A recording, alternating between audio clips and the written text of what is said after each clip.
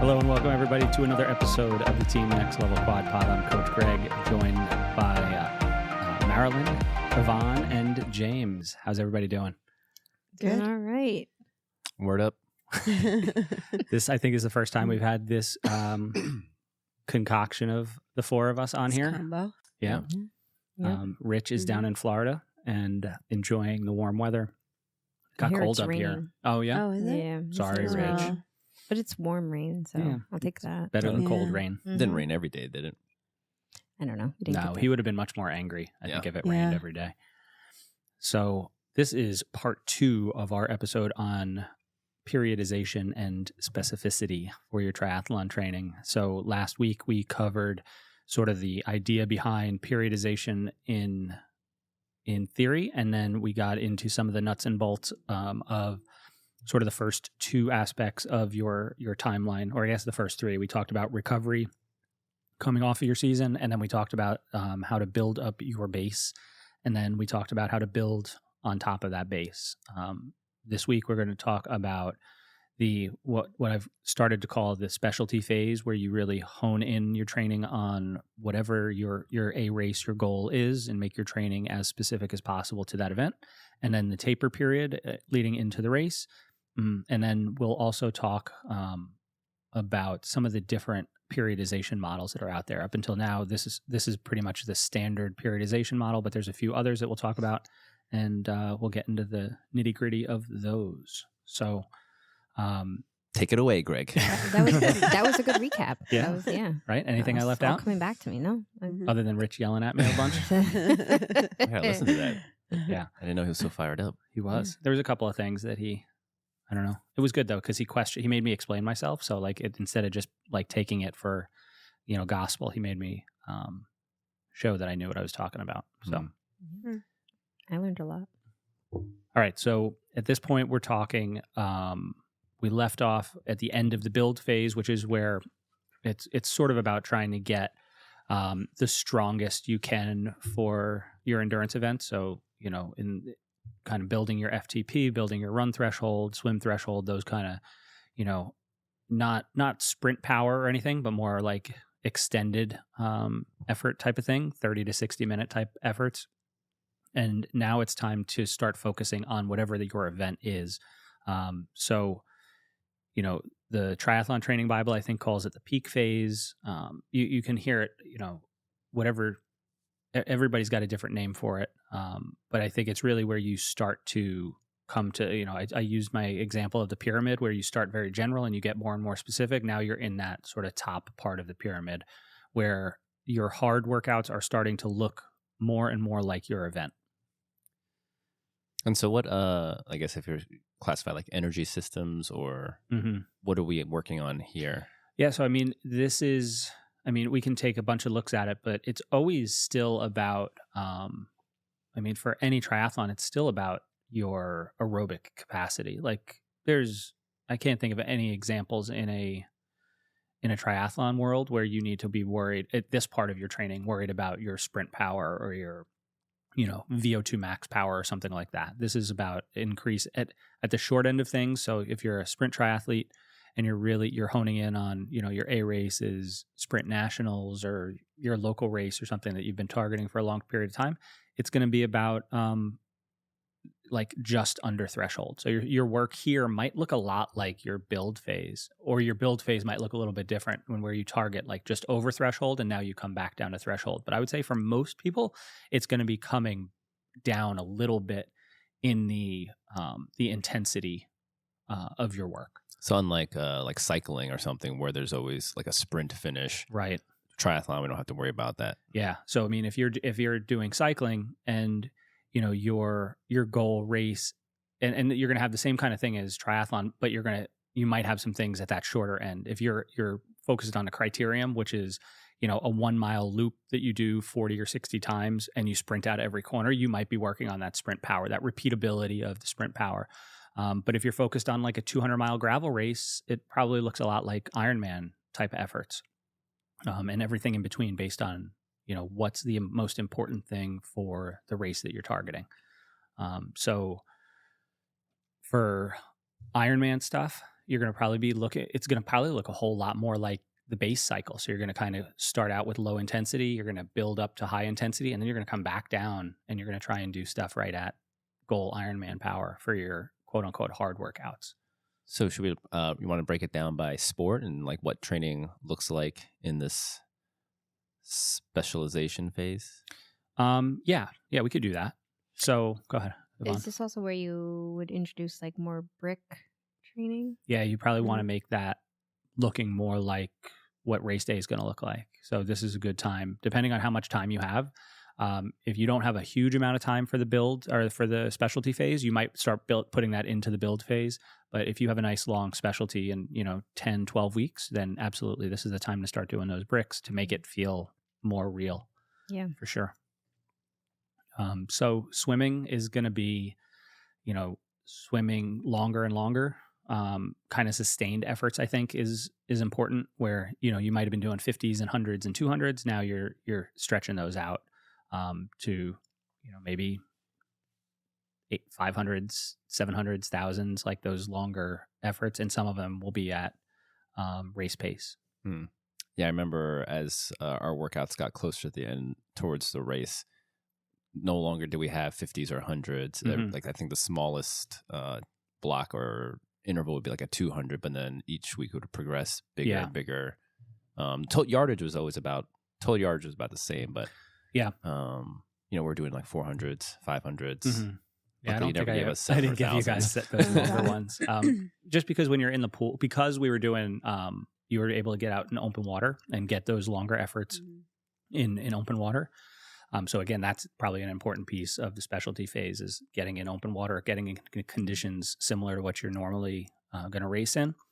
But you just need the mental break, even if it's only a 10 or 15 second rest. Yeah. Like just knowing that it's not going to be a 30-minute straight lap swim kind of thing. Yeah, it's definitely different when you're in the pool back and forth. Yeah, for that. For sure. I know, especially since the North Carolina race was later in the season. That was the latest I've done it where we didn't have access to the open water anymore. So a lot of those longer swims were in a pool, and that was so different. Yeah. I mean, like just knowing you have like 2 1000s on your, and that's your workout. It's like, Yeah. Pass. But I mean, we're going to have them. but there's really not like a huge, but there's really not, it's probably going to be like 4, but 4 1000s. You're probably, spoiler alert. There's really not a big downside to taking a 10 or 15 second rest halfway in between. Like your heart rate's not really coming down. It's kind of like your run walk, it's okay to, if you need that mental break, because just the idea of doing 40 laps straight. Yeah. Oh. It's always so satisfying though when you get done. I know I kept on having like multiples that equaled 2100 towards the last couple of weeks of my training, and the closer I got to training, the longer the interval was. And when I first would start swimming, I'm like, oh, this is not. Right. That's where the tears in the water just came. Where I was like, I don't want to do this. Like in the first lap, I was like, this is going to be never ending. But when you like pass that like tide, and you're just like, oh my gosh, like this is actually going to be over, and then you're like, oh, I did it. All right, not so bad. Not so bad. Yeah, it's always the halfway point, right? Because it's always like instead of counting up, I'm counting down. Yeah, like that's kind of a bit nice. Yeah. Nice mental break. So I mean, with swimming, it's gonna be that. What pace are we trying to swim at during this phase? Well, I mean, you're not going to do it all at the same pace, right? You're still going to have your easy days, and they're still going to be in that zone 1, low zone 2 stuff. But then, your hard workouts are going to be closer to race pace, maybe a little bit above race pace. So I think it's always, sometimes if you can handle it, it's a little bit better to go just over, so that on race day you're 2 or 3 seconds per 100 lower, or 10 watts lower, or something like that. It makes it feel a little bit easier. I find it so challenging to pace myself when I'm underwater. Like I don't know. Yeah. And it's like, and I always find that the harder I think I'm going and the faster that I'm going, it's usually not the slower. And I'm just like, So. Well, if Form Goggles is listening, it'd be a great way to be able to see your pace in real time without having to try to stare at your watch and disrupt your stroke. So if you want to send some goggles this way. How do you do that though as like a swimmer? Does it just feel or? It's the same thing. I Same think there's thing as like any other Yeah. of the sports. Yes Yeah. and no, though, because you can look down and look at your pace, but Well, it's you so get- hard to like yeah. really. I think there adjust. are runners though who can like, dial it into the second, and do like Yeah. 400s on 70, 400s on 72, and like they can just hit it. And they Like just the longer you do it for that sport, the better you get at knowing like, oh, this is what this feels like. Yeah. Yeah. You know? Yeah, I have no feel. I got nothing. No. Numb to it Sometimes all. I think I'm moving really fast, and like my watch, I'm like, oh no, it was really slow. And sometimes I think I'm going slow, and it was fast. Yeah. Yeah, in the pool, I don't. So maybe the take home message from that is don't fight the water. Yeah. She always Yeah. wins. What is it? Smooth is Slow is smooth slow and smooth is fast. Yeah. Yeah. That was a scuba instructor that told me that. I thought it was Gandhi. I mean, maybe he got it from Gandhi. My cave diving instructor in college told me that. Spelunker. There's sometimes like I'll see when I look back at my Aquaspelunker? laps and I'll be like, ooh, I had a really good like lap that time, or whatever the distance is, and I'm just like, oh, I wish I could like snapshot like, Yeah. what that was. Yeah, like what did you do differently? Yeah, that's and didn't happened feel to me, too. crazy or Yeah. like struggling. It's just like, oh, Mhm. wow, caught it. Short lived, but I'm like, it was I can there. swim. It's there. It's like, you ever see like Pinocchio when he's like, I'm a real boy, and then he like turns back and he's like, oh man, like it's like that little tiny like moment of just like, yes, I'm a swimmer, and then I'm just like, nope, no, I'm not. Please go on. Yeah. So I mean, I think that's kind of it. You're gonna, and the same. I think the same thing applies to the bike and the run. Like we don't have to give specific examples, but like you're gonna start out with chunks of time at race pace, and all you're gonna try and do is extend the time at race pace. Realistically, if you did everything right leading up to that point, you're probably not gonna gain too much in like the thresholds. So it's not like you're going to be able to push more and more power over the course of that specialty phase. You're really just, can you hold it for that period of time? I know like when we did a lot of our 70.3 work, we started with like chunks at 15 minutes at race power, so it was like we're bouncing around that 85% number. And then for 15 minutes. And I remember some of the comments you'd leave were like, oh, that was brutal. I don't know how I can do that.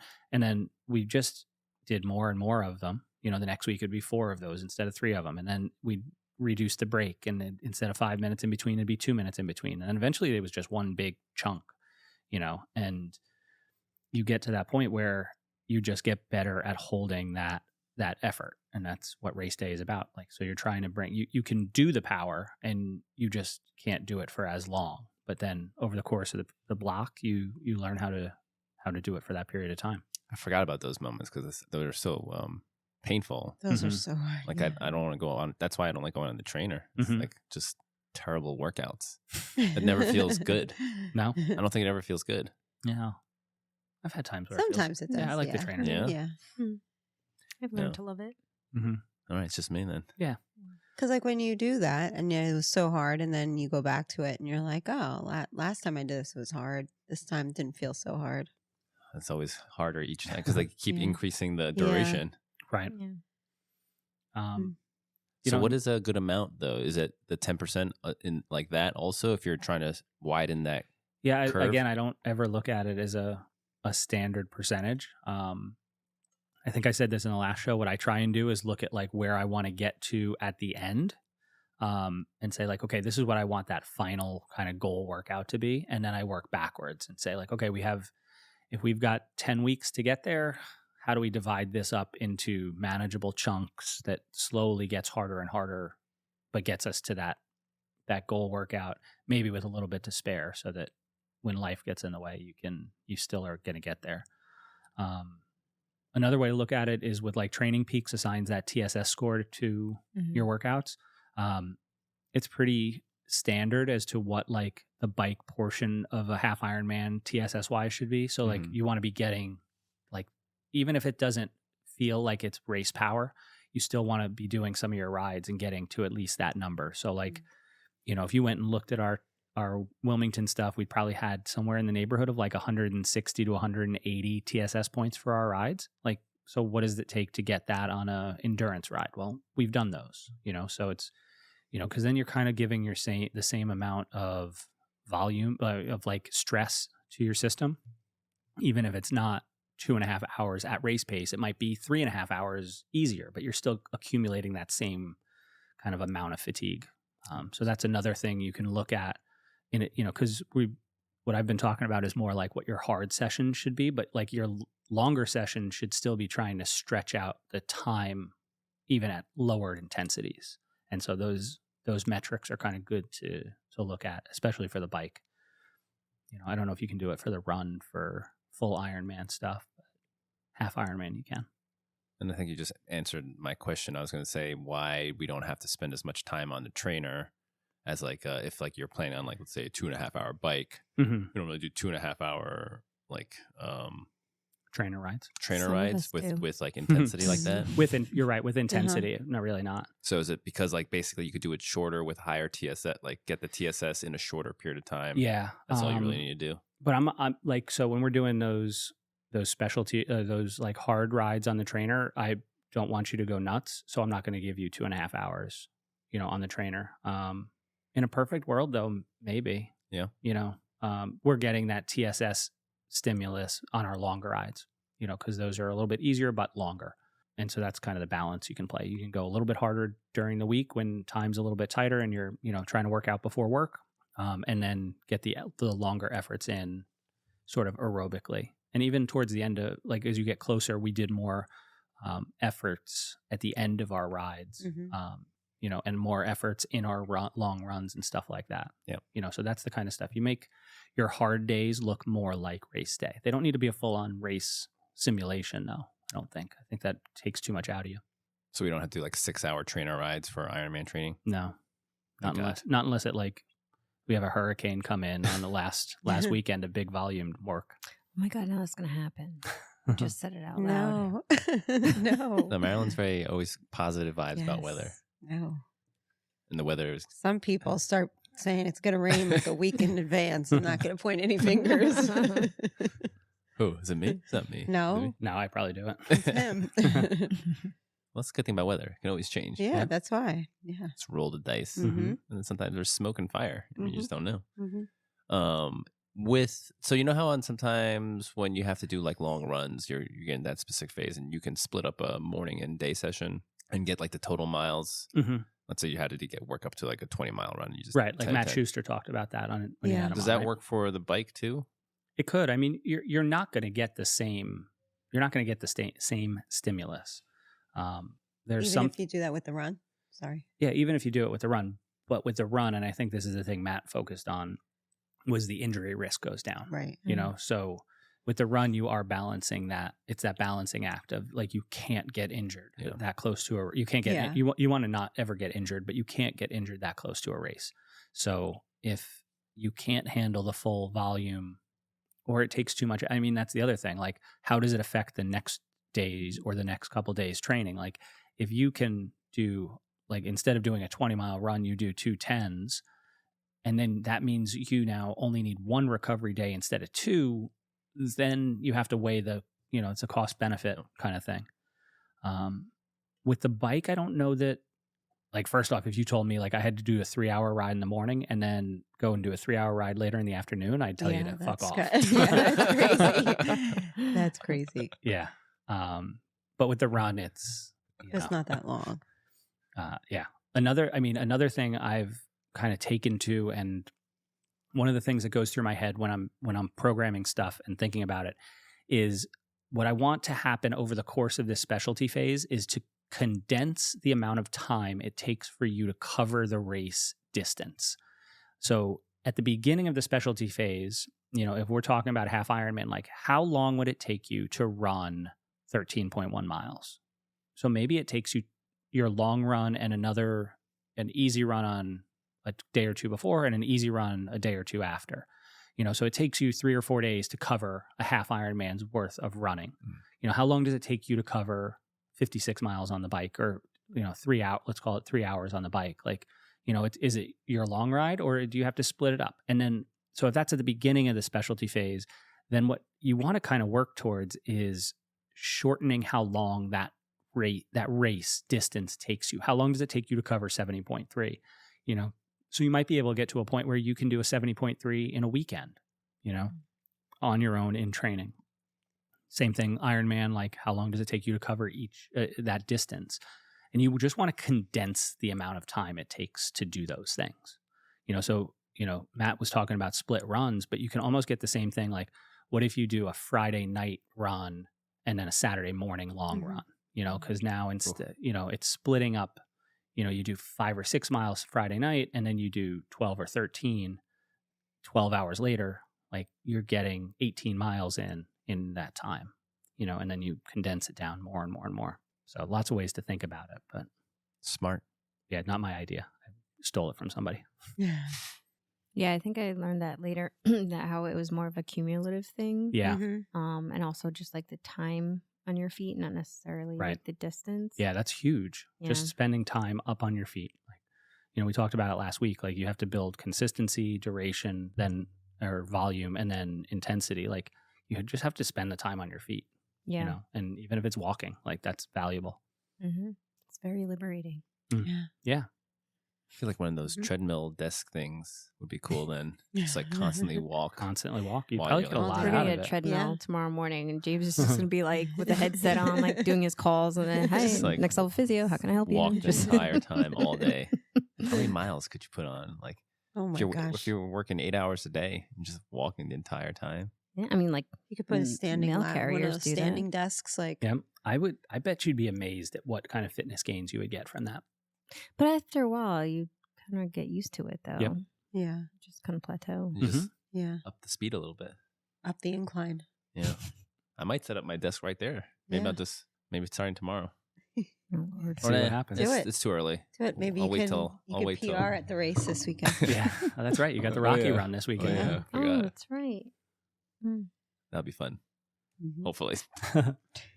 Did you watch the documentary? No, I heard though. Someone was telling me about it. Yeah. The documentary of Oh, the Rocky Sly. run? Oh, Of Sly. Sylvester Stallone. Oh, Yeah. there's a documentary now. Yeah. Mhm.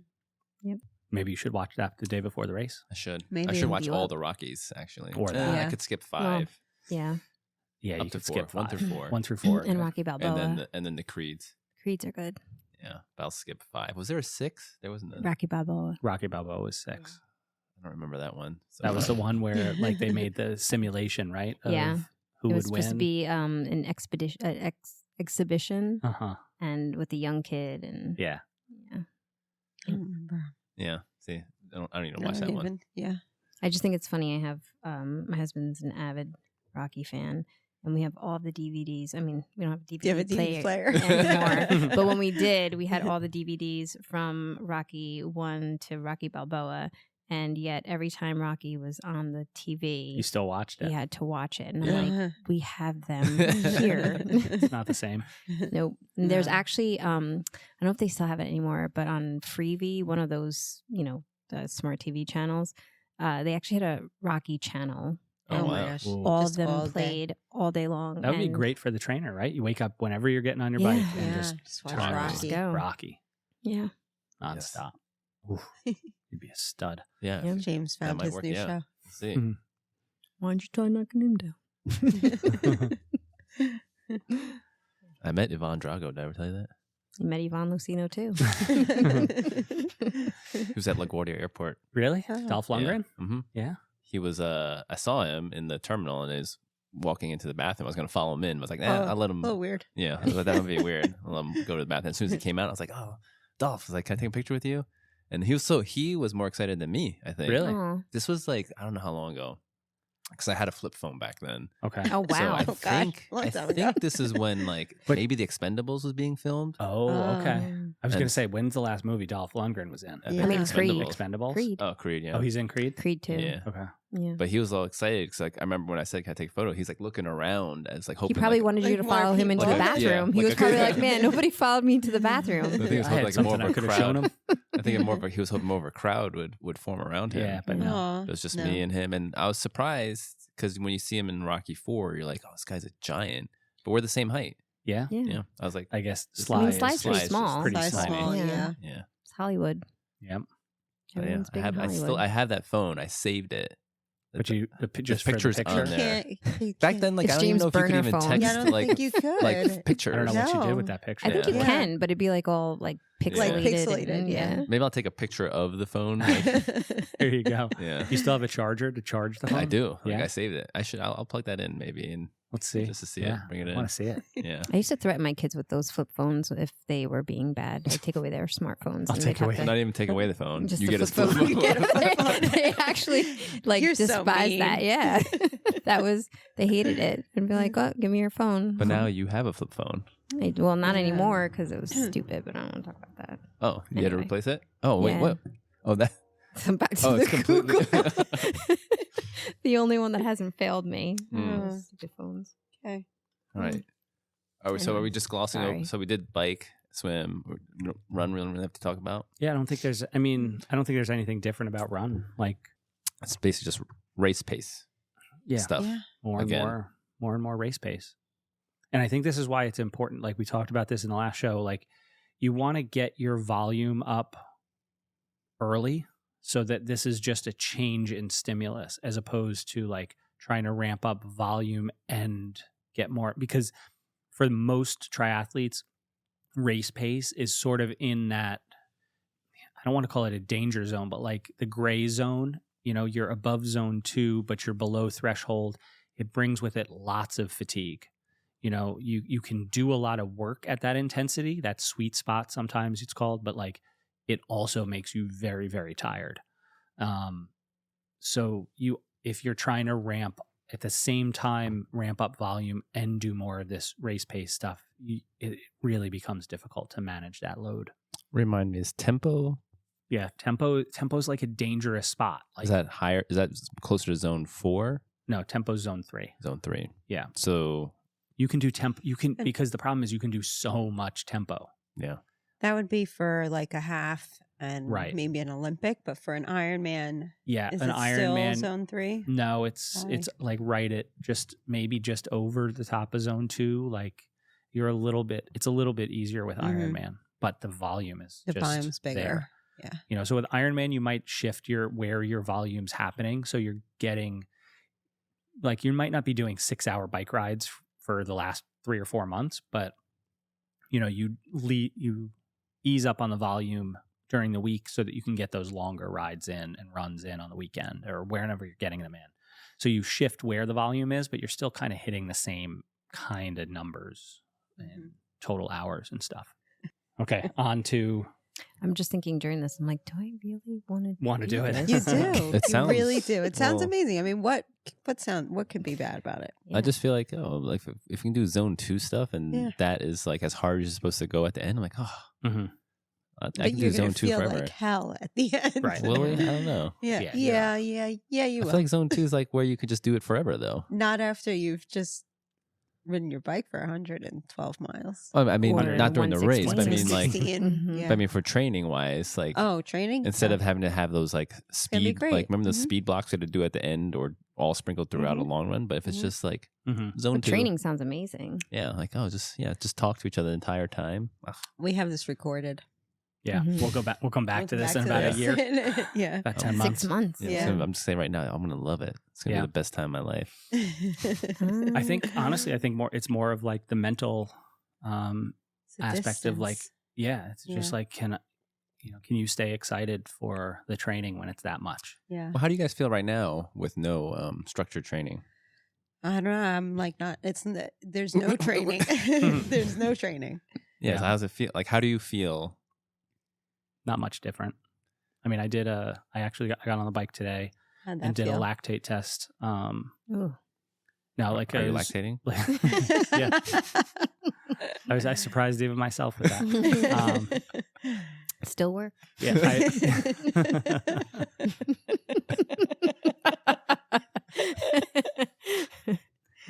yeah. So I've lost like 10 watts over where I was before the race. So I mean, I feel not lost, but mhm. unfulfilled or Oh, you something. talk about mentally? Yeah, like I not don't having feel a plan. Yeah, I feel like physically, sometimes like today, I was like, I feel kind of crappy. It's probably because I'm not doing anything. Mhm. Mhm. But yeah, This I don't morning, know. I had some times when I was like, oh, I should just run. Like I was like, Yeah. I don't have anything planned, but I was like, Yeah. I have time. I just go for a run. But it just feels weird, just like kind of doing everything on whim. But I know like that's kind of what this time is supposed to be. Like, don't have everything structured and like come up with like just decide to do it at that moment. Right. Yeah. I feel like you want to get to that point where you are like, oh, I really want to get back into like real training, and then wait another week and then do it. I'm still training, so Good for you. Yeah. You're at 70.3. What build right now? Or? Nah, I don't know. But I Did you just ask her if she was in a build.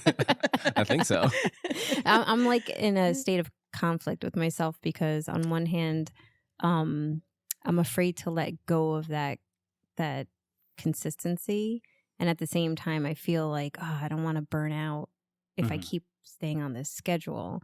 So, and then I actually had this thought in the midst of me thinking like maybe I should like just take like a week off, and then that like gave me so much anxiety of just like what if I just like took a complete week off. But then I thought like maybe I'm just going through like a training detox because like it's a beautiful thing to take a week off. I guess, but it's just like I don't know. Like objectively, I'm doing less, but subjectively, I still feel like I'm doing the same thing because I'm still having my workouts planned. Because you have a plan. Yeah. So maybe don't think of it as you do a week of nothing. Just do a week of whatever you feel like. Yeah. Yeah. Which is nothing. Because it's also so that's fine. That's fine. It's also a mental break. Yeah. Like just I think I'm gonna like at some point I'll need to do that before I start. Like maybe like I'll just keep kind of going through. And maybe like before January or something, I'll just take like that last week of the year off. I think I should do that at some point before I start again. Yeah, definitely. But yeah. So. But yeah, I think that's like similar. What I'm struggling with is like I don't want to lose the fitness and the discipline I had, but at the same time, I need a break. Yeah, so, I don't know. It's I'm torn. Same. I'm glad I'm not the only one feeling this way. Yeah. I think it's like postpartum. Yeah. Type of a little bit. Yeah. Oh, I wasn't torn. Me neither. Well, I mean, the first couple of days are like, oh yes. Yeah, right? I was actually planning to like start a little bit this week, but then how many weeks has it been now? 3? This is the third week. Yeah. Saturday will be a 3. I think this is where like I'm starting to get a little antsy. I'm like, yeah, this is it. This First is my week, last like. I didn't have to do anything. I was fine. Yeah. Second week, I'm like, all right, I need to move just so keep everything moving. But now I'm like, oh, I'm kind of miss it, but I know I shouldn't. Yeah. This week we were at the track and we were running, and I was like, oh, I'm so tired. I'm like, you can go ahead. He's like, no, we can't both quit. I was like, one of us has to. One of us has to. Yeah. Like, okay, Tag, you're it. See, but you're still doing like the track and stuff like That's that. Like, all that's I've done all week. Yeah. Yeah. And that's for the 5K too. Yeah, it's only because like that keeps like getting in my head. Like, oh, I want to do well. I also realized I think the track is a little slower right now because it's harder. Like it's more frozen. That was it. There's less balance. It's That not that was we it. haven't done anything That's for a while. it. I think the track has no. The track and Has no rebound. bounce. my clothes. There was a have little shrunk in wind. the There was a little wash. wind on that one corner. Yeah, we both turned that corner. We're like, oh. Yeah. Yeah, it was windy on Wednesday. Yeah. I opened up my sliding glass door and I was like, nope. Close that right back. I ended up going running later. It was not as cold as I thought, but yeah, it's I was surprised you guys were all out there. Wasn't bad. Big race is coming up. All right, reel it back in. Yeah. Yep. We've gone off What's the rails. next? I don't even know where we were. All right. So last little bit, taper into your race. Yes. This is the most important part. Well, maybe. I used to be so naive about taper. Yeah. I thought it was. In what way? I think it would just be like rest and easy. Yeah. Yep. Yeah, it's not. That was a sad bubble to burst. Yeah. It's not like recovery. Right. Actually, even recovery weeks were not as Yeah. nice as I thought they would be. Mhm. I was like always looking forward to recovery. I'm like, yes. Yeah. And I'm like, wait a minute. This is recovery week. All right. I know. I always like envisioned myself on a couch with like a bag of chips, like watching TV. Yeah. And like whenever I saw Rest Week, like that was like the first image of my that would come to mind. And how did that play out? Not and so, now, not so much. there was no chips. No. There was maybe a TV if I was on a trainer, but nope, not what was in the brochure. So taper, you're really trying to you're trying to shed fatigue, but you're also trying to like bring out that last little percentage point of peak fitness and really just get to that point where you've balanced fatigue and recovery and just the last little fine tuning on your fitness. So what is the ideal length of taper? Everybody's different. And it just, it's like one of the last, like so much science has been done with training methodologies and intensity distributions and all this like fancy stuff, right? And taper is still an art, and taper is still something that takes iterations to hone in on like what really works for each person. You know, some people can taper for 3 weeks, and other people need 6 or 7 days. And if you give the 3-week taper to the 6-day person, they're going to be flat on race day. And if you give the 3-week thing or you do it the other way around, you're going to have problems too. So it really is something that you just have to practice a bunch of times and pay attention to how you feel and make adjustments every time until you've really focused in on what works for you. I think this is where it's good to also have everything logged, so then you can see you did a certain race and you did this much taper, how the result was, and if it went well, do it again, or if it didn't go well, then maybe try changing something next time. Yeah, I mean, some people, I think the longer the race and the bigger the build, that the more taper you need. Obviously, there's more fatigue to shed. I think the earlier you are in your career, the longer it might take to get rid of that fatigue, especially if you ramped up a little bit too quick. And then once you've been doing it for a long time, it might be a much shorter process because you're better able to handle the load that you had been doing. So now you can get rid of the fatigue a little bit quicker. So the goal of taper, right, is we want to shed the fatigue, which is going to shed much faster than the fitness will lose during that time. You're going to lose fitness, right? So you have to balance that out. You want to be fresh on race day, but you also want to limit how much fitness you lose. But that kind of rapid loss of fatigue is going to outweigh by far the fitness you lose. And then hopefully you come back. Actually, so once you come out of that, you go through that super compensation phase. Right.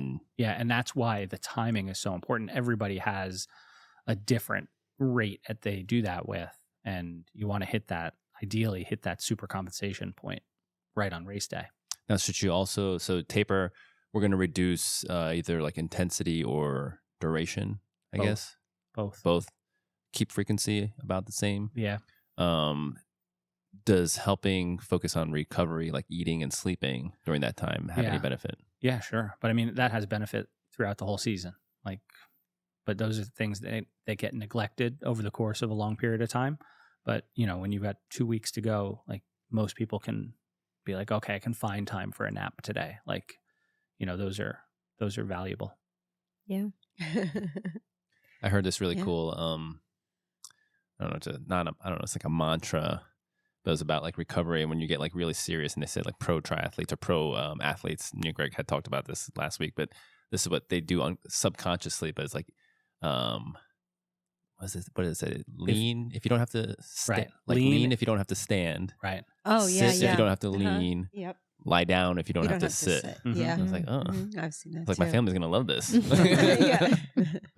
But I was like, oh, it's like you really take it today. seriously. Sky Month, she won Florida Ironman, and she did that 3 weeks after Ironman. And she I'm sure she left things out, but she went through she did it 3 weeks after Kona, and she laid out kind of how each week went and the hours for each week. It's crazy what they do. Yeah. And she's like, I don't know. She kind of recovered from one quickly, did some training again, tapered on that 3rd week, and then raced and won. Florida was the full Ironman? Yeah. They were both full. So she 3 weeks apart, and Insane. She kind of laid out. And she blew apart. Yeah. She broke the record. She broke the record. Bike record, total record. Yeah. She ran like a 2:54 marathon at the end. And all she did was after Kona, she took one, she called it a beach week, where she still kind of did some stuff. And then she built back up a little bit, then taper, and So that's an example of like how everyone's different. So is Ironman Maryland about a month before? Don't get any ideas. Chattanooga. This wasn't her Nuga? first rodeo. Yeah, I know. She's been doing this for so long. If it worked for them. Yeah. Yeah. How sure. was her Kona? Was it like at the same level as? I don't know where she ended. I forget in where she Kona. finished. Yeah, me neither. It wasn't. It was like top. It was definitely top 10, but I don't remember probably. where. And I want to say 7, but I'm not sure. that sounds if that's right. really close. Yeah. I'm going to assume Kona was still her A race. Probably. Yeah. I think she was 7, maybe. Unless Florida was her A race all along. I was going to say. Mm-hmm. She's a little curveball. She's like, I'm not I going to win. think she signed up for Florida last minute. She wanted Good to see job, how she wanted to Marilyn. see how Seventh. she 7th. Yeah. Mhm. She wanted to see how she felt after Kona before making the decision on Florida. And she finished Kona and she felt okay. So she, Must have had a good incentive. yeah. And I'm assuming pros, like even if a race is full, if a pro wants to race last minute, Yeah. they'll make a Yeah. spot They for can Oh, them. yeah. She could get, yeah. Mm-hmm. Pros can also. I think Aaron Birch talked about this when we had him on. They can register for like they pay a flat fee. Right. And then they can for a just certain amount of register. races. So she probably Yeah. could have registered for Florida Mhm. months ago and then just either if she wasn't going to race it, just say like, oh no, I'm not coming. Yeah. So taper's an art, and taper's something that, everybody's going to be slow. Like, I mean, you said, Marilyn, after Wilmington, you were like, I don't know if that bike, the day before you were like questioning whether that was a little too much, and maybe just like, so next time we We'll play dial with it that, back, yeah. and we see if that Mhm. makes a difference, or it was just, Mhm. something else. Like it takes a long time to get it right. Right. What do you look for on race day to like know that it's right or know that maybe it was too much? Like, Just how you feel. Yeah. Just did you feel like you could lay it all out there? Like that, I just said, when I said that to Greg, it was just based on how my legs felt right at the start compared to like the day before. Mm-hmm. Yeah, and I mean, And that was something I just like kept in my head. Like, okay, like, and yeah. So it's important to like really, like she did, pay attention to how you're feeling throughout the whole thing. Mhm. And one of the things that'll happen, especially with a full Ironman, is it'll probably be like a recovery week and then go into taper. So like you'll shed a bunch of fatigue and then you'll do the fine tuning, as opposed to like using taper as like a quasi recovery, just because there's going to be so much more to shed. what's the difference between recovery and taper? So taper, you're trying to fine tune stuff. You're really trying to bring about that peak fitness, where recovery, you're really just worried about like not being tired anymore. And taper, you're still hitting some like race Yeah. pace Oh, yeah. efforts. Yeah. For sure. Maybe even a little higher than Right. race pace. Yeah. Whereas recovery, you might back off. Yeah, you or- might just be doing all chill, like and recovery is going to change during the course of the season and stuff like that. It might early on, it might just be just everything's easy. You drop the volume down a bunch until you feel good, Greg, do you remember when you programmed Muscle Man for me? Was my taper the same as this, or was it different? No, it was different. We did a 2-week taper for this. So for Muscle Man or for Eagle Man, we did, that's what you asked me, right? Eagle Man versus this? Muscle no, Man. Muscle Man. Yeah. Only reason why I say, I remember at Muscle Man when we did our shakeout runs, Yeah. my legs felt like I thought I was like the Flash. I was just like, Yeah. they felt so good. And then I just blew up on the run during the race. And then going into Wilmington, I was a little worried because I felt slow. I felt sluggish, like all through taper. I was like, oh, I feel like I'm really just, I don't know. I was like, my legs didn't feel great. I didn't feel too, like, I just felt tired on my runs. But you were also running faster. Yeah, I don't know. That matters. But my run felt great for Wilmington. So Right. it was interesting. Yeah. I'll go back and look at it, but I don't remember. I don't think we did a full 2 weeks for Muscle Man. Yeah. I didn't have as much I don't think training time either. Right. We hadn't built up as long and stuff. So I just think it's interesting, like what I felt like doing openers for one versus the other. But that's also just like the day before. That's not your taper. That's just like the last little. yeah. Like for me, the openers are more to get the nerves out. I feel so much better after doing a couple little short efforts. Yeah. Than I do before doing it, because I'm nervous. I'm like, oh, I just want to go. I want to go. And the adrenaline's, high. Doing those openers clears Those that out. openers felt hard for me too that day. But even just the taper itself, I remember my run just never felt Mhm. great. And taper usually feels weird because your body's going from like this state of chronic fatigue to hopefully a well-rested state. Like there's hormonal changes. Like you might feel like absolute garbage after a week of it, and then you slowly should get better. So it usually dips for a little bit and then you come out of it. And is that I think I remember reading in the like on the Facebook page that's kind of where like you might feel these little twinges come out through taper. Like I told them I take emergency because I've read that some people get sick because, like you said, your body's going through all these changes, and it's kind of like, what the heck's going on? I was starting to get sick the week of the race, and I was like, you've got to be kidding me. I was so worried. Yeah, me too. I was taking like BioSilver. It's like this immunity booster, and I think it was like for those emergency type of immunity building. It was like take it 7 times a day. I was just like downing it, like just like back and forth taking vitamin C and whatever, and I just felt that little scratch in my throat and just that congestion come up, and there was a lot of sickness going on during that time of the year. I remember my family, both my daughters were sick during that time, and I usually always get sick, I think, by the time I hit taper before a race, because I think also like our training load has been the highest up to that point, and then my body just can't, like my immune system's weak, and I usually succumb to not this illness. time. But this time, I mean, Marilyn told me about emergency, so luckily I had a box in my house. I was taking that every day, making sure I didn't miss my zinc supplements, and I didn't get sick for my kids. So, but I always felt like I was on the cusp. It was like I was like, oh, it's like, is it? Do I feel something? Right. Yeah. You're also like hyper aware. Yeah, exactly. So, all right. So that sort of wraps up the parts of your periodization plan, right? It's all the different parts of your macro cycle. So I think I'm trying to think of what's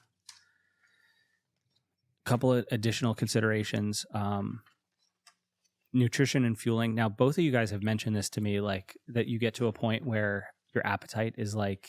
Yeah, it happened. It's happened to me before, and it happened at Wilmington, where I knew I still had 4 miles to go. I had 1 gel left, and I just didn't want it.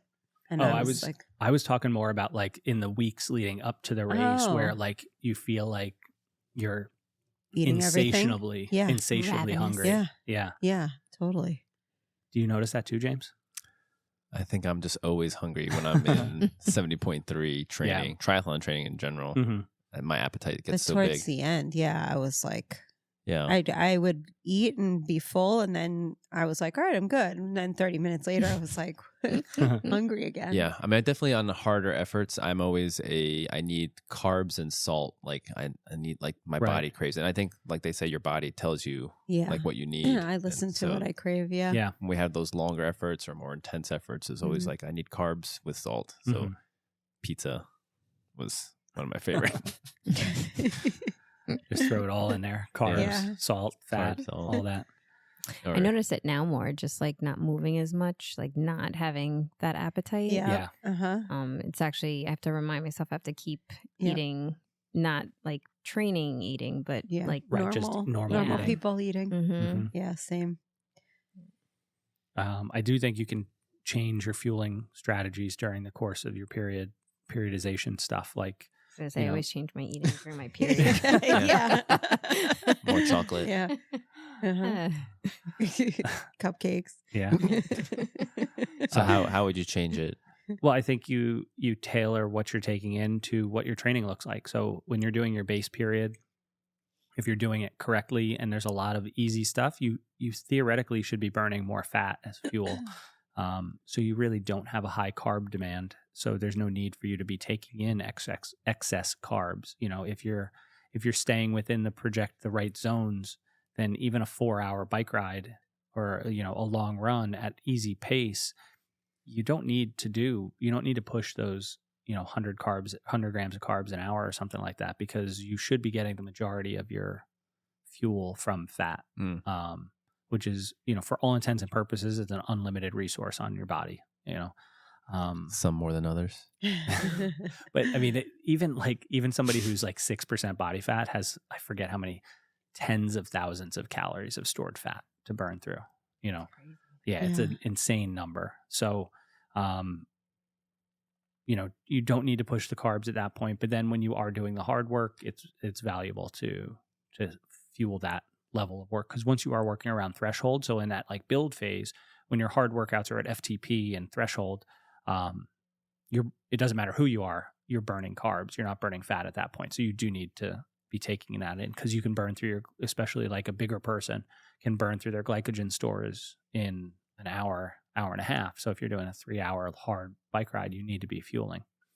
So right now during like unstructured training, I haven't been taking like any nutrition. Yeah. I have water, but I don't really do any nutrition. Yeah. I mean, I did an hour and 15 minutes on the bike and a 30-minute run today and just used electrolyte, no fuel.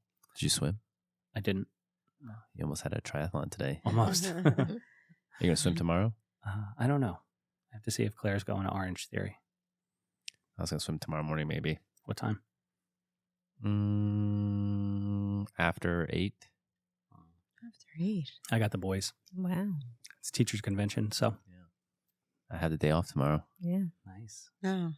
I'm going to talk to your office manager. It's on the calendar. I've got the days off, but I've got a 9 and a 10-year-old, or an 8 and a 9-year-old at home. So Logan swims. Leave him home alone. Yeah.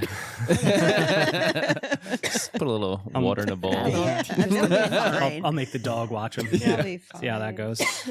All right. So as we get, nutrition is also, you get more specific. Yeah. I mean, if you want to, you could periodize your nutrition to meet your energy demands. And that's a big thing too. Like you have to train nutrition. Yeah. Yes. You can't just go from 0 to, all right, race day, I'm going to do this. Like you have to work up to it.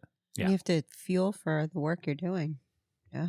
And I think this is a good, I mean, maybe not quite now this time of year, but like once you start getting back into training, it's a great time to try out different stuff, play around with different brands, see if there's something else out there. Like I always am like, I just will buy a box of different kind of gels or a different brand of drink mix or something like that to try, just to see if there's something that works better or I like taste better or whatever. Did you ever get all those gels when you got home? Yeah. Yeah. Nice. Yeah. And sometimes it's good just to change it for a little bit before training starts, and when it's not so important to just have a different flavor. Yep. Yeah. I've got a couple Just get so Mortons sick of it. I got to try out. Oh yeah. I swiped some from the Are you race. Are you doing the? What is it? The bicarb, powder? the bicarb yogurt. Did they have that at the race? No, No. right? No, they I just didn't. grabbed whatever's on the table. Yeah, those are the regular gels. The white and the black. Yeah, white's caffeine. I'll give it a shot. They did come out with They're good. I like them. They have a big bigger one. gel now. Yeah, Yeah, so it's got, you know how many grams it's got in it? Is it? 100. Is it quite 100? No, it can't be No. 100 grams. Wow. That's 50? massive. It might go from, Is it what's 50? a normal one? Girthy. 25. 25? Yeah. It might be 40. Okay. Which is He said girthy. oh Yeah. It's a lot of yeah, carbs. it's a big packet. Yes, the it bigger is. the packet. It's how you use it, though. I mean, we're going to talk about it coming up. But I think like Rich basically like inverse periodization on his fueling. Yeah, when he He did. did that like when he did like 150 grams. 200 grams an hour. It was Oh, nuts. gosh. If you, Yeah. Yeah. but he couldn't keep it up for an hour. Yeah. So- But I mean, that's kind of cool that he just went straight to the top, try He it out. didn't even practice it. You pulled the James. Just Yeah. like Yeah. Yeah. go With big or fueling. go home. Yeah. He went for it, that's for sure. Yeah. But then it all went to plan at the end. Okay, so what other additional consideration? We got mental prep on the list. I think that's just going to come with doing the training, right? That's Yeah. like you're gonna have crappy days. You're gonna have rainy days. Like the last hard run before Wilmington, Rich and I did together. It was pissing down rain on us the whole time. It was like, but we got through it and like we finished. And man, I felt so good for having finished that run Yeah. exactly as planned. And ours too. It didn't rain, but it was hard. We were struggling. Mm-hmm. Apparently, But I it was was- breathing very heavily. Oh boy. Would you yell at him? Be like, No, "Stop I didn't say breathing." anything. I think Oh. after I must have said something. Somewhere I was like, oh, my footsteps are quiet. But you're like, yeah, but your breathing is heavy. Yeah, that's what I said. Marilyn's very noise sensitive when Yeah. she's working out. Which is funny because she run like it's Oh, gotten yeah. better. It's gotten better. a It lot has, better. yeah. She Yeah. used to run like a Clydesdale. Yeah.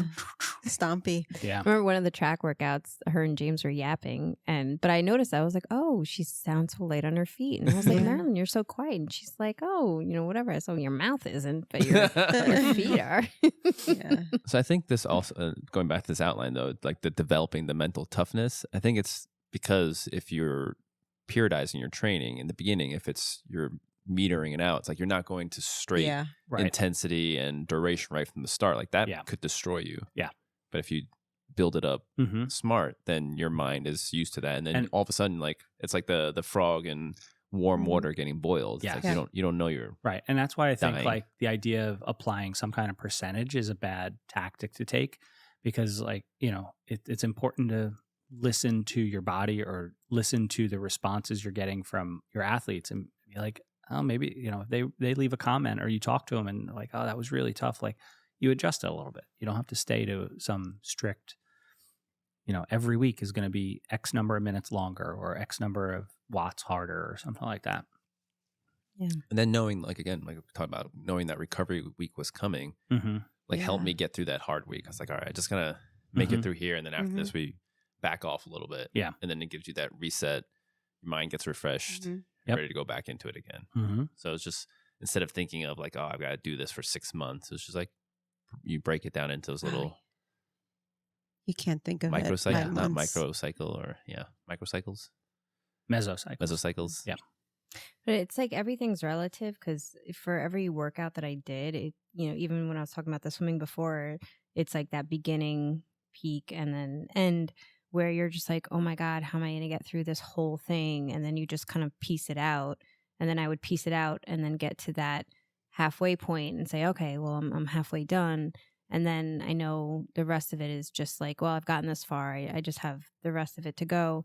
I can apply that to race day too, because it's that same feeling. Like once you get into that water, you're like, oh man, like this is the first part of 3 things I have to get through. Yeah. I never think that far. Really? No, not even with the training. Like I'm not worried about, I have 20 weeks left. Like I don't even think of that. You're just in the moment. I always I'm think in of this just, week. What do I have this week? Okay. Same with the race. Like, okay, I'm swimming. That's all. I'm not thinking about anything else. And maybe that's wrong. But were you always that way, or did you develop into that?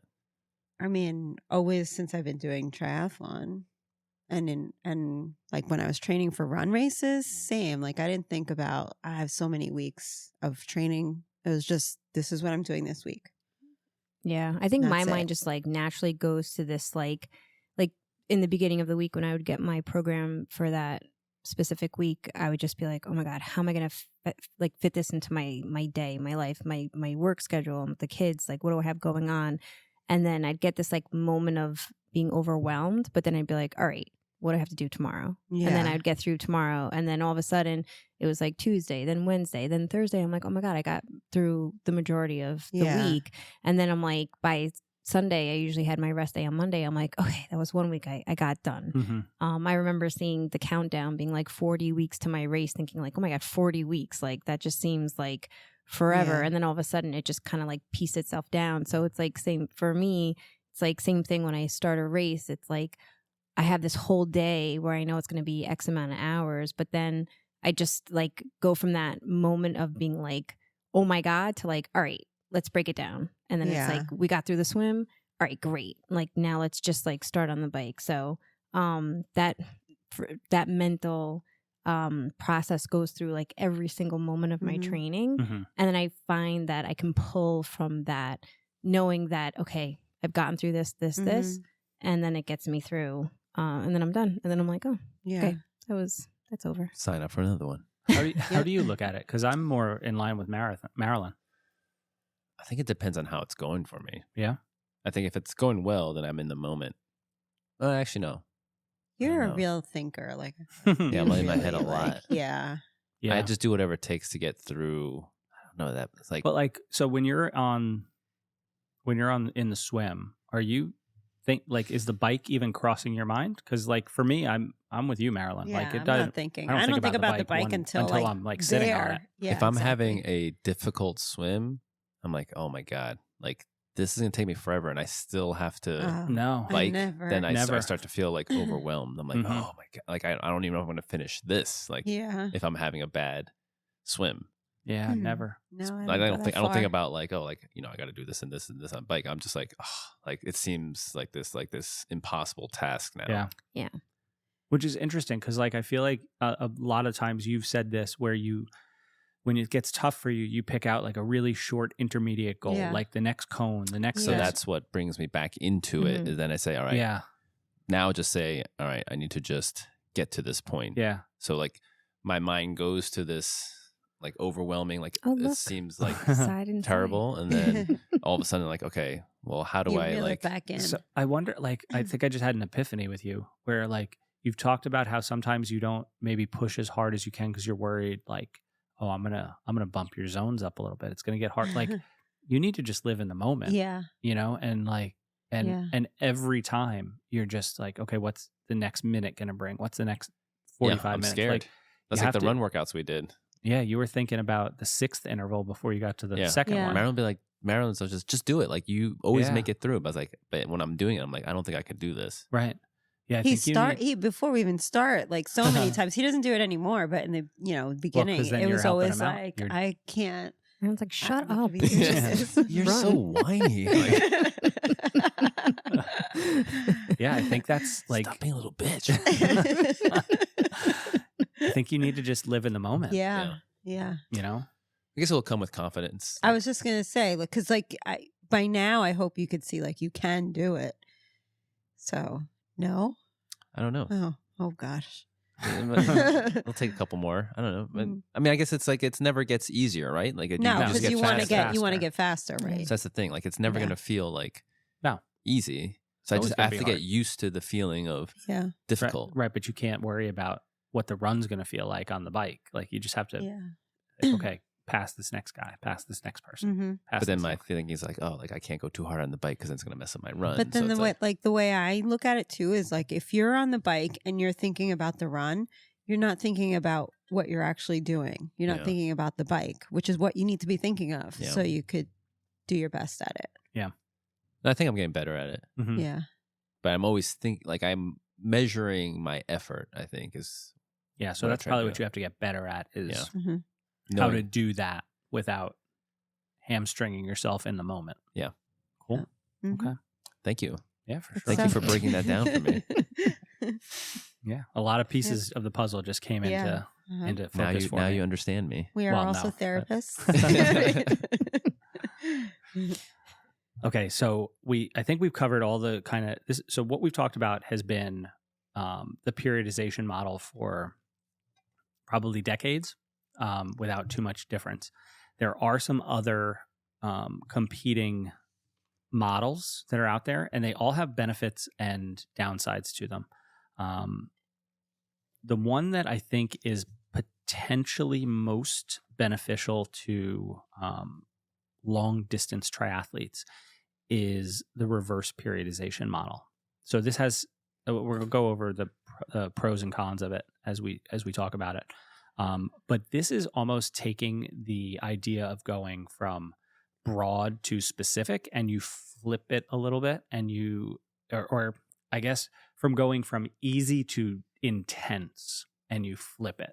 So instead of going from really easy work at the beginning to really hard work at the end, you do the hard work at the beginning of your build. And where this makes sense in some regards for the long distance athlete is the easy work is closer to your race pace. Right. So you start off and you really focus on things like VO2 max and threshold at the beginning of the season. And where like I've talked to some people who have done this, and for them mentally it's easier because they're doing that work in the wintertime. So it's like, okay, your volume's a little bit lower. The intensity's a little bit higher. You're doing like 5 by 5 minutes really hard on the trainer. But that's like easy to wrap your head around because it's an hour or 90 minutes or something like that. And then once the weather starts getting nicer, now you get out for those longer and longer rides. Can I interrupt a second? So sure. In this, when you're doing it this way, so there's no high volume, you're just intensity. Right. You're not really doing base. You're not doing base until the very end. Okay. and and it's more like that specific to your event kind of base, where, yeah. So for like Ironman, and the people I've known who have done this have been doing it for Ironman distance stuff, because for them it was like either impossible or they just didn't want to do it, of building up to this huge volume early in the season in January and February when it's cold and nasty around here. So they tried doing it this other way. So you're thinking about programming it this way for us? I'm not. I mean, you just hyped me up for it. I was like, okay. You just So told me you do- hated hard work. I know. But now I'm thinking if I get it over with. So we have to do the hard work either So you way. do all the intensity in the beginning, and then Yeah. because my thinking is we're still pretty fresh. Like we had a late season this year. So like some of the fitness is probably still there. So do it now and then just coast later. And so they've done studies on this. And most of the studies have been done primarily on cyclists or single sport athletes.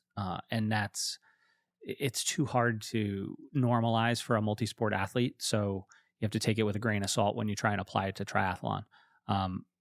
But basically, they didn't see a difference between which model you used. The same kind of percentage increases over just a general plan of like steady, no periodization.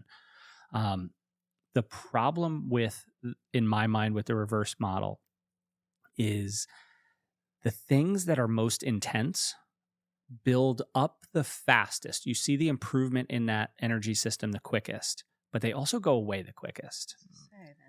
Yeah, right. Then it'll drop if you stop doing it. Yeah, exactly. And that's where I see the biggest flaw in this model is like we can get like let's take the two extremes, right? So full on endurance, like zone 1 for 12 hours versus 5-second sprint power on the bike, right?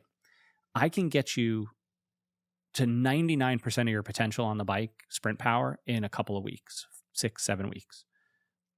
But it'll be gone if you stop doing it in 3 or 4 weeks. So you'll go back to baseline really quickly. So it's like, what's the benefit of doing it in January if your race is going to be in May or June? You're going to lose it. And the closer you get to the middle ground of like threshold, tempo, kind of the top of zone 2 stuff, the longer it takes to build up and the longer it takes to go away.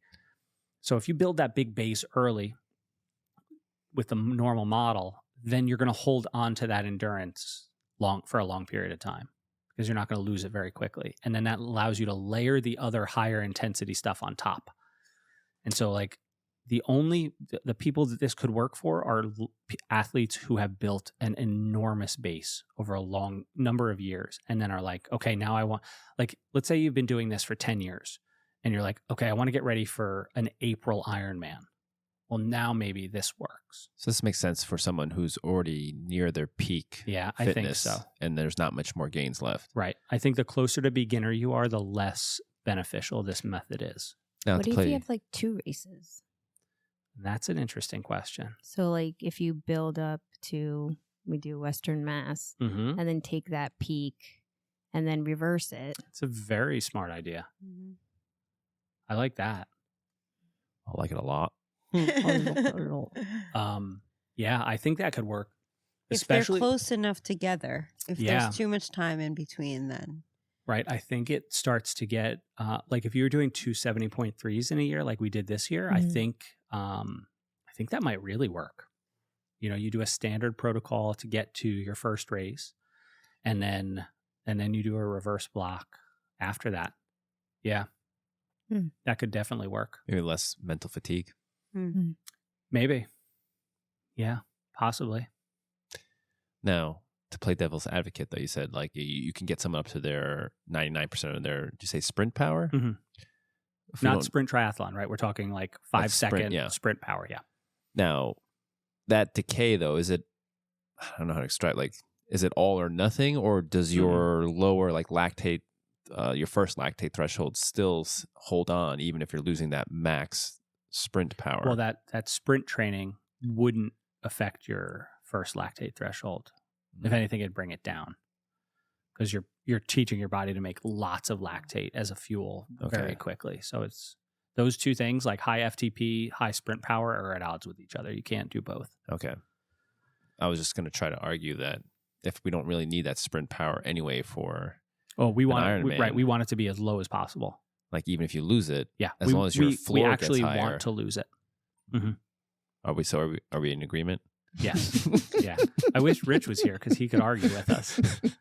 Yeah. That's why, like, the Norwegians had so much trouble going from long course to short course and short course to long course because they're so different. Yeah, and if you look at the I didn't notice it until you just said it, but like they did much better going from short course to long course. Right. Right. Going back Then back going to back short, the other way to short course they struggled, Mhm. and what's his name couldn't even finish the season. Yeah, he had a ton of stuff going on. Yeah, Yeah.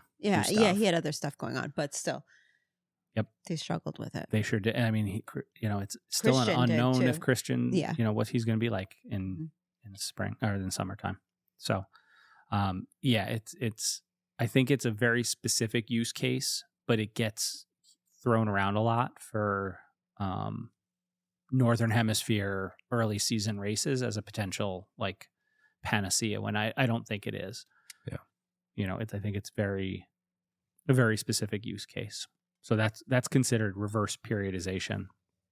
And then the other one is a block periodization, where you are really focusing on, and this works when you start to get into multiple peaks per year. We talked about this on the last show. Like a beginning athlete one big peak a year, one A race a year is probably the best way to move forward and continue to get better and better and better. Once you get to be an established athlete, and I don't mean like you're fast or you're, whatever, like you've been doing this for 5 or 10 years consistently, a block periodization would be where you would have these very specific targeted focuses for a relatively short 4 to 8 week kind of block. And that might be, so you kind of have 3 or 4 peaks throughout the year. And, you bounce from Olympic race to 70.3 to, I don't want to, probably not a full, but let's make it easy. You do get Olympic early season, 70.3 halfway through, and then you peak a third time for an Ironman. Like each of those blocks would be focused on that race. But to do that, you have to have a very big base to start from. And I think that's the biggest thing. The bigger your base, the more versatile you can be as an athlete. You look deep in thought, James. I'm trying to think like how many years can you build base for? Or should you build base for? You don't build it straight through. Well, so this is something we talked about on the last show. Yeah. You build it until you stop seeing a benefit from it. Right. But typically how long is that for? Like, I guess it's very... I don't think it is typical for a person because I think most people plan around a season. Yeah. So their base is probably not as long as it could or should be. I'll tell you, my best year on the bike was I had a coach and we got through the previous season and I said, listen, I want to I finished up in like August and I took my little break August into September. And I said, when I start back up again in October 1, like I want to become an aerobic machine. Like I want to do, I forget how long we worked on base, but I want to say we did a 12 or 16 week base period. And I just kept getting stronger and stronger and stronger everything. And then it got to the point, like I went into my first race having done almost no race specific work. And it went exactly as you would expect in a bike race for having no high end. Like I felt great until I got shelled out the back, right? Because I didn't have that top end peak. But then once we really did that build work and like, man, I was a totally different athlete. And I attribute it not to the build work we did. I attribute it to the huge volume of base that I was able to get done in that year.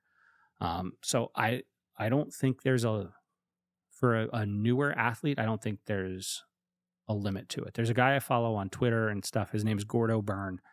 And he was a professional triathlete back in like the early 2000s.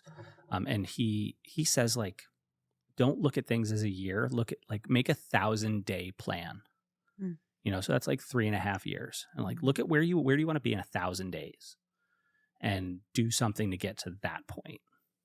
And you know, if we took that longer view, I think we'd all be in a better spot. I mean, I'm excited that you said for next year, like we could theoretically just base build for 6 months. You could. Right into like I am okay with if Western Mass, it's like it's B race, and I just do base all up to that point. No build, no race specific stuff. Yeah. And just see what happens that day. That's fine with me. Yeah. And I mean, there's nothing wrong with that. And then like the next 3 months after that, we just then hammer it. Yeah. Because then I should be able to absorb all that training. The only issue with that is you aren't getting any of the FTP improvements that like I'm going to be, like me personally, I'm going to be working on, right? So I'm going to do base for like 3 months, and then I'm going to try and grow my FTP leading into Western Mass. So hopefully, theoretically, I can get my FTP up. Now, I might not be as strong at the 70.3 distance because I'm not going to have done a lot of work at that 85% number. So my FTP might be pretty high, but I might only be able to do 75% of it on race day.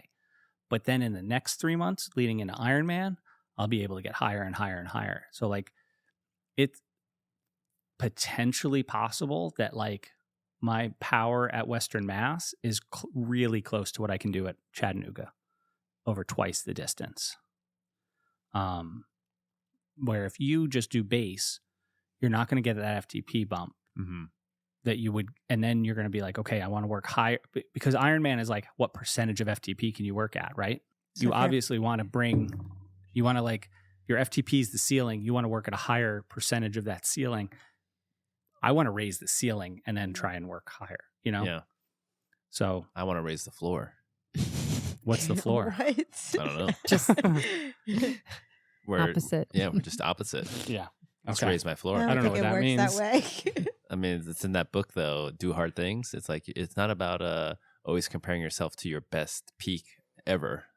It's like what are you able to do on your worst day? Yeah. And when that floor gets better and better and better, that's actually like when you're making real progress. Yeah. When you're instead of chasing your PR all the time. Right. It's that when you have that day, like everything went right, and it's going to be hard to replicate that. Yeah.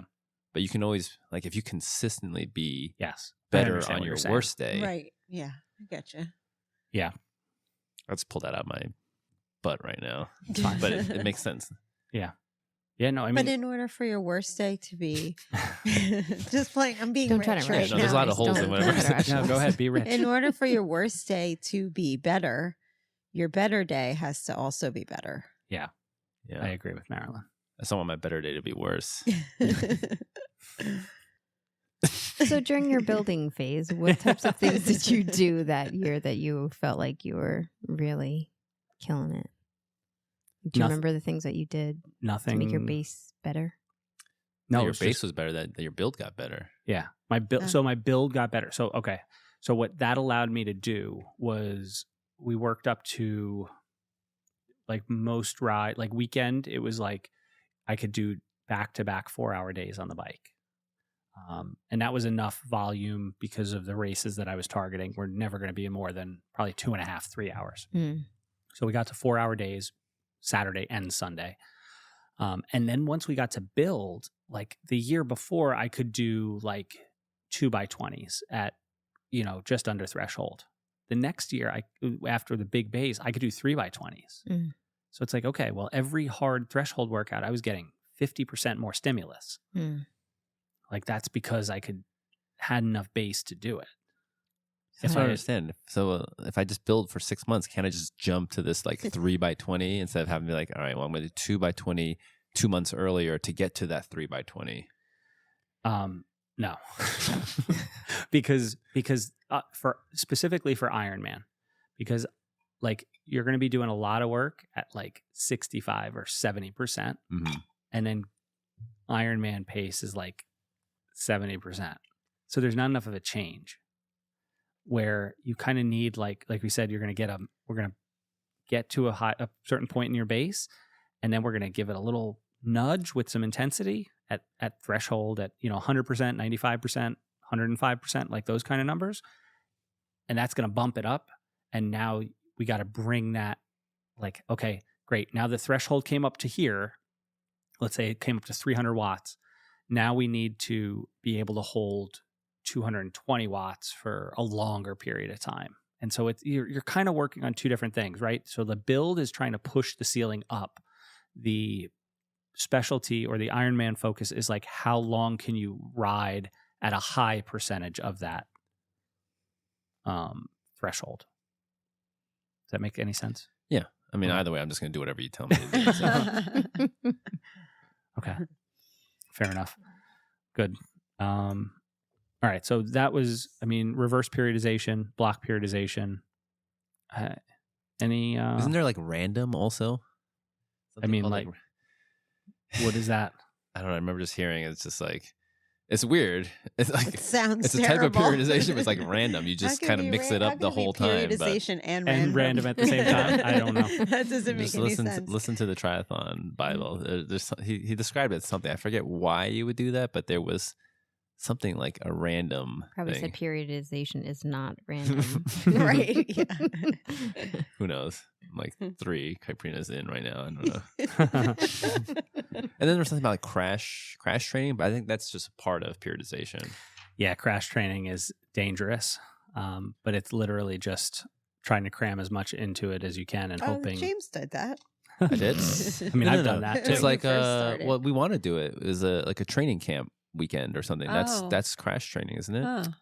You fit that's a like, lot in. Yeah, that's like functional overreaching, right? Like you are bumping things up. Because overreaching is like you can get a lot of gains from overreaching, but huge it's gains. like a fine line between overtraining and overreaching. Very fine. Yeah.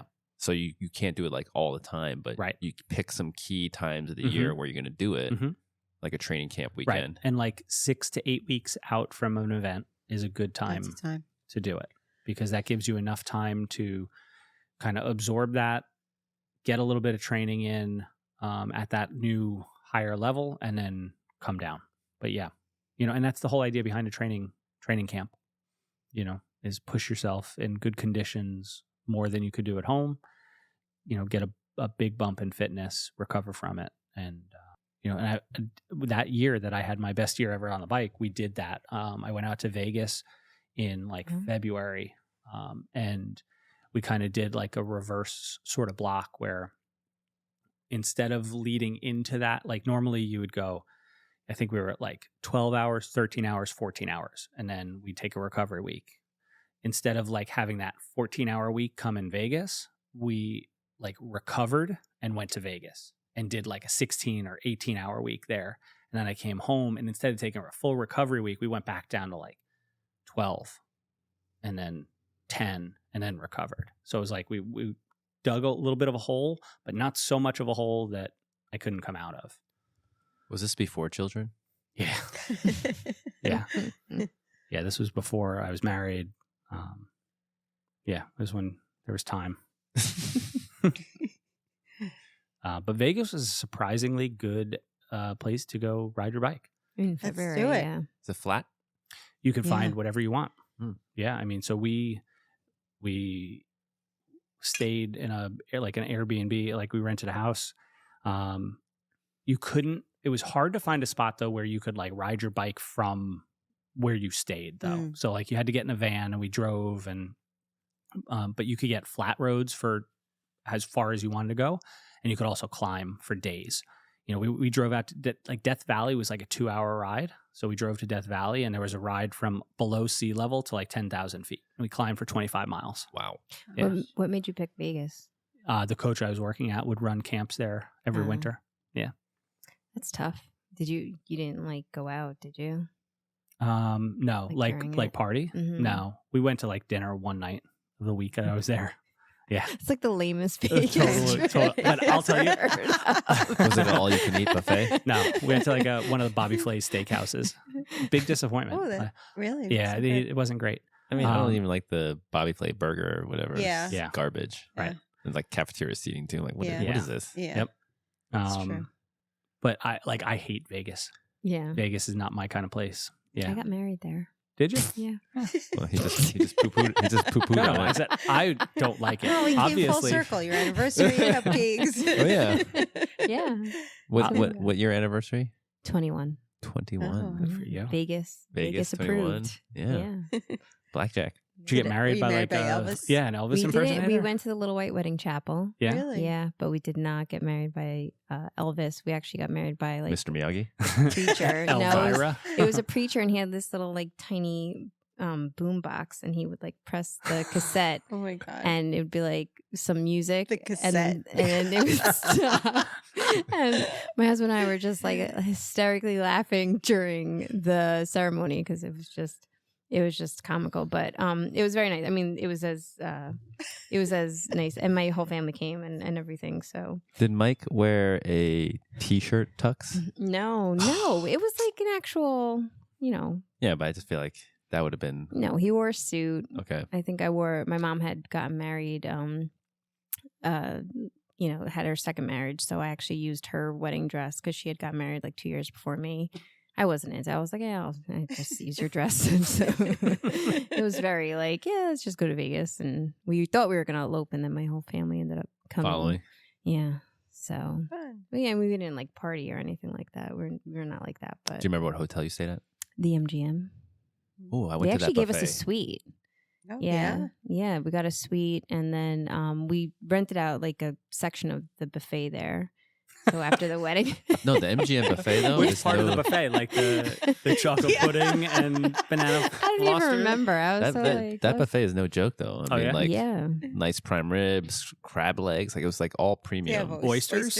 Yeah, I'm yeah. sure. Yeah. 100%. It was fresh Lake Mead oysters from. it was Not good. canned. Yeah. Yeah. No, not canned. Okay. I wonder if Nuga's got oysters. Yeah, Nougat. river oysters. Nougat. Nougat oysters. Not the Rocky Mountain oysters. or Ooh, whatever they not call the them. right kind of oyster. I don't want those. No, well, maybe you might. Oh man.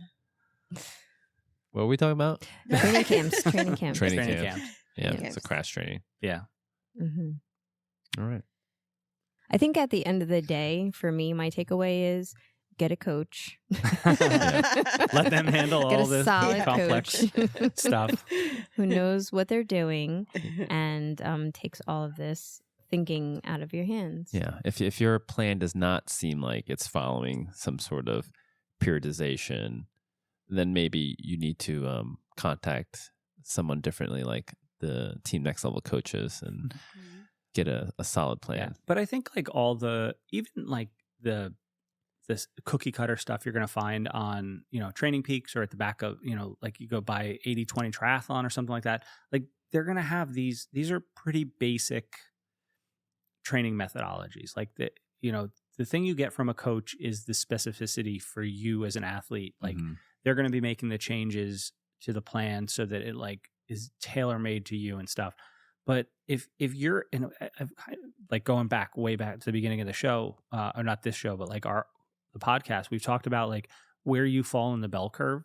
If you're in the middle of the bell curve as far as how much you respond to volume and intensity and stuff like that, like those cookie cutter plans are not a bad place to start, and you're going to get much more benefit from that than just saying like waking up in the morning and saying like, oh, what do I feel like doing today? Like that's where the periodization really comes into its own. Is it's taking that athlete who's like, I'm going to go out and exercise, or I've got to do an Ironman. So I'm going to get to the point where I can ride my bike 112 miles and I can run a marathon, and really try and make that day easier for them and faster for them.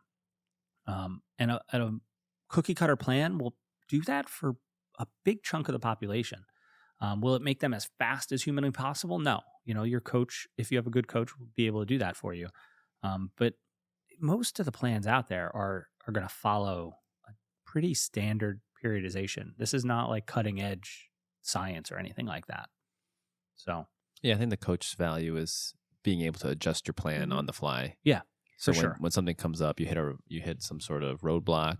We have sickness, and depending on how sick you were, like readjusting your plan, understanding, oh, you're going to have to we're not going to get as far down the plan as possible. We have to reset back to this previous phase. Like they'll give you that knowledge. And I think like we've talked about, like whether it's 10% or 5% or 7%, like a standard plan is going to change by a standard amount every time. Where if you're not, you might be able to go a little bit faster than that or a little bit slower than that. And the coach is going to be able to make those adjustments for you based on what they're seeing in the workouts that you're doing. But any plan is better than no plan, even if it's a crappy one. Yeah.